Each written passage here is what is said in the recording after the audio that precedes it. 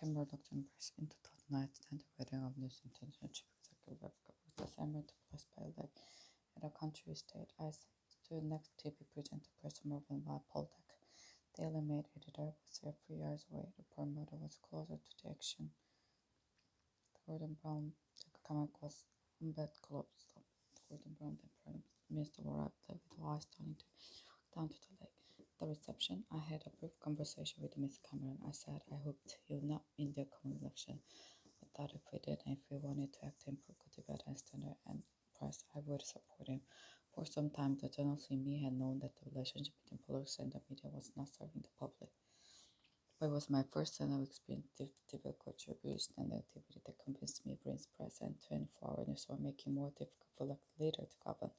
It's got worse, hasn't it? Is that apply that? Be a much stronger prime minister were he to take up with not feeling he owed end to the big media groups.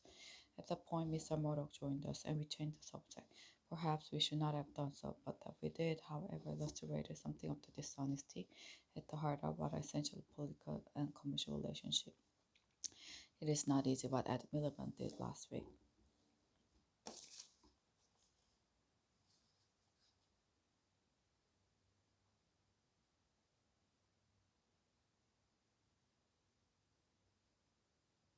Make himself an enemy of some of the most media's most powerful forces.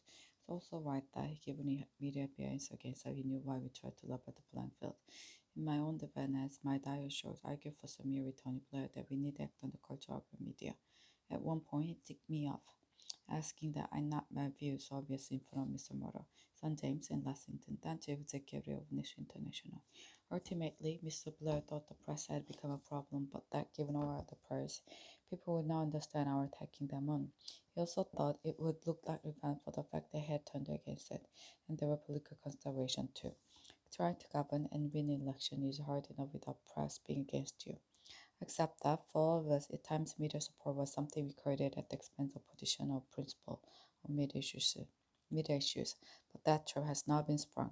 The latest revelation had forced the police, News International, and the government to act. The police will now more vigorous. News International will not continue with their kamikaze crisis management, which one day will be studied as a textbook case of how not to do it.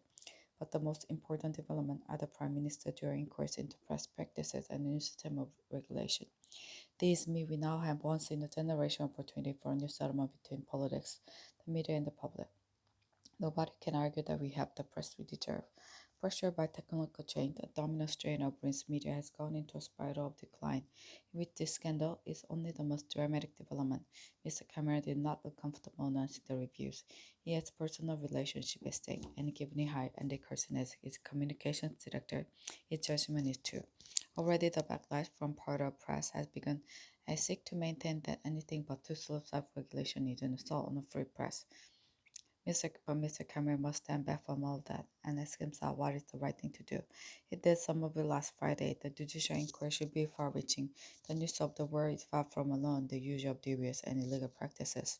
As widely ignored report from the Information Commission have shown, parts of British media reminds me of the trade union before Mrs. Thatcher. They feel untouchable. As I say above, Labour could and should have done more to deal with the therapist.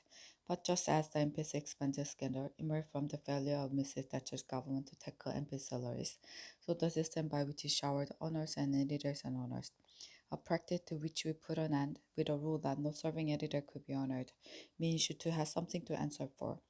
Whatever the past, it is Mr. Cameron who must lead the country to a better place. Mr. Miliband was shown himself capable of playing a good and principled part, and so should the public.